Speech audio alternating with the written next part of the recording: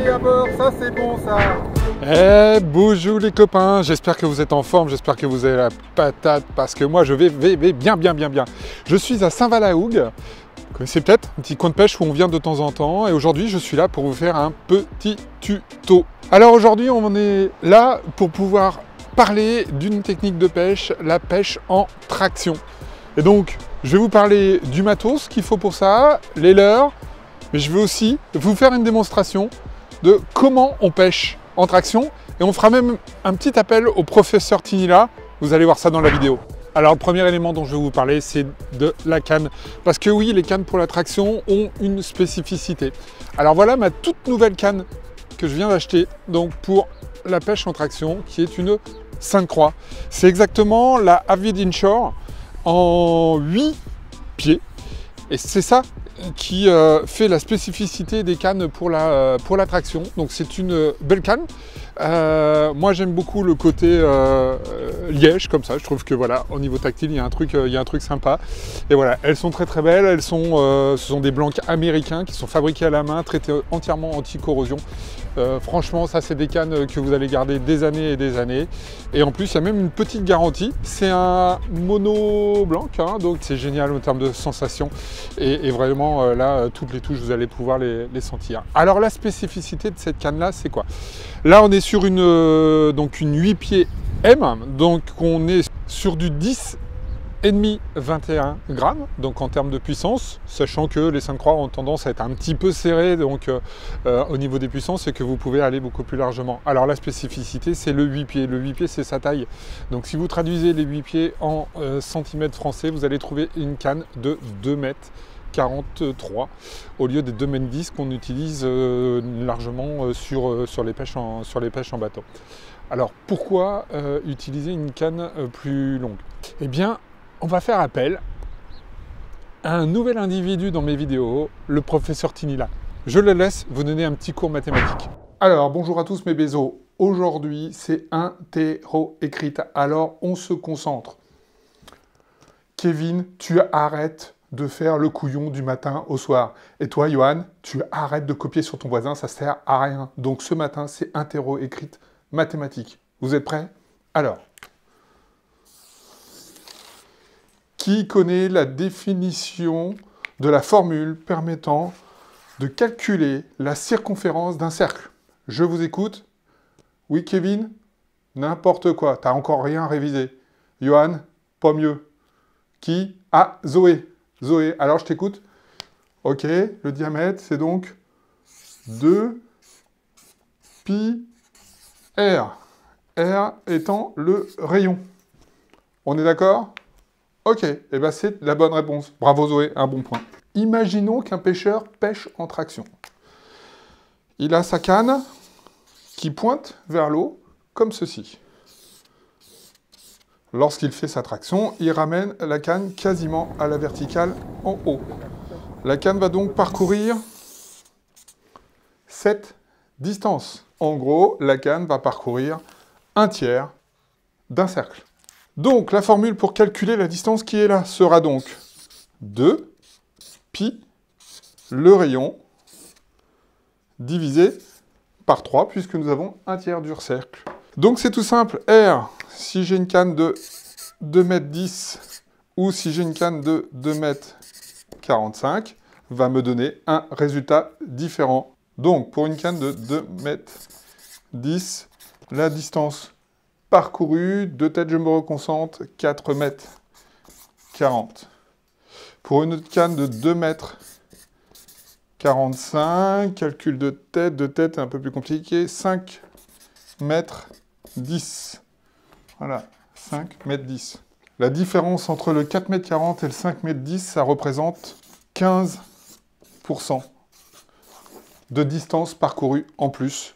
Donc le pêcheur qui va utiliser une canne plus longue va faire parcourir à son leurre sous l'eau une distance de 15% supplémentaire. En gros, un petit mètre à la montée, un petit mètre à la descente. Est-ce que tout le monde a suivi? Ok, maintenant, vous prenez vos feuilles, interro écrite, prêt? C'est parti. Merci professeur Tinila, j'espère que ce petit cours de mathématiques a permis de vous faire comprendre pourquoi on pêche avec des cannes plus longues. Je vais vous montrer la technique dans quelques instants. Donc, ces cannes Sainte-Croix, j'avais eu l'occasion de les tester avec Max il y a quelques mois sur l'île d'Ouessant. Et franchement, j'ai adoré la sensation. On est sur du fast, donc l'avantage du fast, c'est qu'elle vous permet de balancer les leurres vraiment très très loin. Et ça, pour l'attraction, c'est quand même un vrai plus. Alors là-dessus, j'ai quoi? J'ai un petit Shimano Sustain, un 3000 XG, hop, que vous voyez ici. Moi j'aime bien ce petit moulinet tout simplement parce qu'il est petit, il n'est pas très très lourd, il est résistant pour la mer, c'est vraiment impeccable. Et là moi ça me donne un bon équilibre de canne qui tient bien dans la main, qui n'est pas trop lourd à porter parce que l'attraction voilà ça peut durer quand même des heures sur un bateau. Et va falloir manœuvrer la canne et d'avoir quelque chose avec lequel on est à l'aise, je trouve ça vraiment très très bien. Là-dedans je crois qu'il y a 8 roulements à billes plus un autre, c'est étanche, enfin bref c'est le bon petit moulinet de mer. J'ai jamais eu trop de soucis avec les moulinets Shimano. Alors, si vous voulez connaître la gamme de prix, bah écoutez, sur une canne comme ça, on est autour de 360 €. Et là, on est sur un moulinet autour de 250, un peu moins de 250 €. Donc, c'est vrai que ça vous fait un bel ensemble, mais franchement, pour l'attraction, vous ne serez pas déçus. Alors, le moulinet, il est garni d'une tresse très fine. C'est du PE 08. C'est du 16 livres de résistance. Alors je vous conseille, moi je pêche de plus en plus light parce que j'y trouve un confort et je trouve que ça facilite la pêche et que ça permet de pêcher sur des leurres et des têtes plombées plus légères. Simplement quand vous descendez dans des tailles comme ça, prenez de la tresse de qualité. Moi j'ai pas d'action, c'est là, c'est une YGK 8 brins, donc je suis très content. Mais prenez de la qualité, sinon vous serez déçus, vous allez vous retrouver avec des tresses qui vrillent, qui cassent, etc. Donc vraiment pas top. Un bon bout de fluoro, là je dois avoir au moins un aller-retour, donc j'ai presque 5 mètres, 4-5 mètres de fluoro. Là je suis sur du 30 centièmes. Fluoro, on va dire entre 30 et 35 centièmes, voire 40. Tout dépend un petit peu de la zone, si ça frotte, s'il y a des risques de coupure. Donc à vous d'ajuster. Mais en tout cas, prenez assez long. Sur du fluoro, ça change aussi la pêche. Une tresse, ça vibre dans l'eau, ça fait du bruit. Les poissons n'aiment pas. Donc là, au moins, quand le leurre il passe au niveau des poissons, il est précédé par quelques mètres de fluoro et ça changera aussi votre pêche. Enfin, les leurres. Bah écoutez les leurres, je vais passer assez vite parce que je vais vous remettre un petit lien en haut là d'une vidéo que j'ai tournée sur la chaîne la semaine dernière et qui vous récapitulait un petit peu tous les leurres que vous pouviez utiliser en ce début de saison et vous trouverez dedans, puisque j'en ai parlé, les leurres que je préfère pour cette pêche en traction. Alors voilà, on va se mettre au bord de l'eau et je vais essayer de vous montrer tout simplement la pêche en traction. Un des premiers éléments, c'est qu'il va falloir lancer loin. Alors cette technique-là, vous l'avez autant du bord qu'en bateau. Donc la première chose, on lance loin. Donc là, la canne fast permet vraiment ces lancers très lointains. Vous avez vu, dès que le leurre a touché l'eau, j'ai fermé pour reprendre contact. Là, je laisse descendre. Je sens les sensations de ma canne pour sentir, tac, il vient de toucher le fond. Je rembobine et je fais un geste lampe vers le haut. Hop, je reprends contact. Hop, je laisse descendre, j'accompagne. Moi, j'aime bien donner quelques moulinets pour reprendre bien contact. Le leurre là est en train de descendre en planant, en descendant le fond. Tac, il vient de toucher le fond. Aussitôt, geste ample. Je reprends contact, je laisse descendre mon leurre. Hop, il vient de toucher le fond. Geste ample. Alors, vous pouvez varier la puissance. Vous êtes généralement canne vers le bas et vous allez monter au-dessus de votre tête. Quelques tours de moulinet pour reprendre contact. Je laisse descendre. Hop, vient de toucher le fond. Je reprends. Hop, vient de toucher le fond. Et voilà. Donc vous voyez, c'est une succession de tirés comme ça qui vont faire nager le leurre dans l'eau. Donc qui va monter en travers dans la couche d'eau en donnant vachement de vibrations. C'est pour ça qu'on va utiliser souvent des leurres qui donnent beaucoup de vibrations. Là, je suis sur un Chat GT de Delaland. Je vais refaire une fois pour vous montrer 2-3 animations. Je lance loin, hop, je ferme, je laisse descendre. Je sens bien, d'où l'importance d'avoir une bonne canne qui vous délivre bien par la tresse les sensations. Hop, ça vient toucher le fond. Je relève. Petit coup de moulinet, je reprends contact, je laisse descendre. Hop. Donc là, je peux soit faire une tirée lente, comme celle-ci. Hop, je mouline, je reprends contact, je laisse descendre. Hop, je l'accompagne bien avec le sion. Vous avez beaucoup de touches qui vont se produire au moment de la redescente parce que le leurre est très planant. D'où l'intérêt d'avoir une tresse fine, parce que c'est la tresse fine qui vous permet d'avoir un leurre léger qui va donc beaucoup plus papillonner dans l'eau. Je peux aussi avoir des tirées beaucoup plus brusques comme celle-ci. Je peux alterner. C'est vraiment une pêche, il va falloir s'adapter. Vous pouvez la pratiquer comme je viens de vous le montrer, ou la pratiquer en linéaire. Alors, je sais ce qui vous intrigue là, c'est de savoir, de se dire, qu'est-ce qui se passe exactement sur l'eau. Alors moi, je vous propose un truc, c'est qu'on rejoigne le professeur Tinila. Lui, il a les capacités de vous montrer ce qui se passe sous l'eau. Vous êtes prêts? On y va? Go! La récré est terminée. Maintenant, on va passer en cours art et dessin. Oui, je sais, vous adorez ça. Alors, je vais vous faire un petit dessin parce que vous adorez ça. Alors, voici la surface de la mer. Voici le fond de la mer. Mon petit bateau, il est là. Vous voyez que je dessine très très bien mon petit bateau. Et je dessine même le petit pêcheur qui est là avec sa canne à pêche. L'attraction, c'est quoi? Je lance mon leurre le plus loin possible. Hop, il va toucher l'eau ici. Je ferme mon pick-up aussitôt pour garder le contact. Le leurre, il va descendre en faisant un arc de cercle comme ça. Et il touche le fond.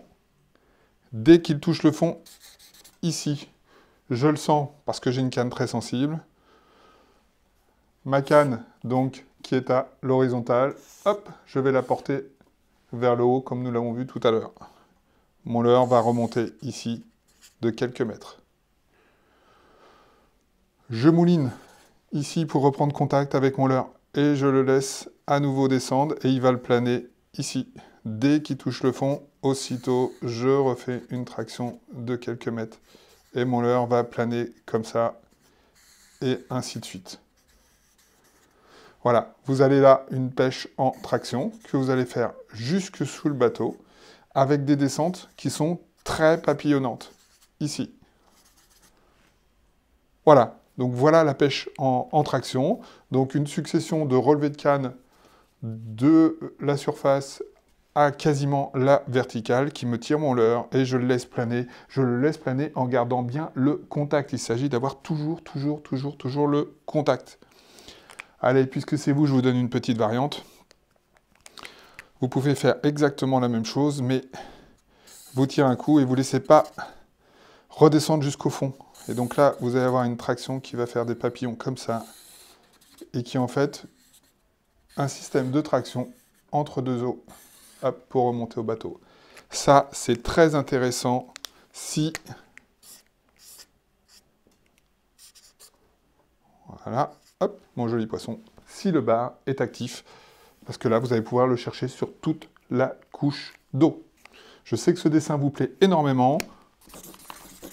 Je vous fais une petite dédicace. Ça vaudra peut-être très cher un jour, mais soyez très patient. Alors clairement, vous le voyez, hein, je ne suis pas dans une zone idéale. Là, je me suis mis sur une plage pour pouvoir vous faire cette vidéo.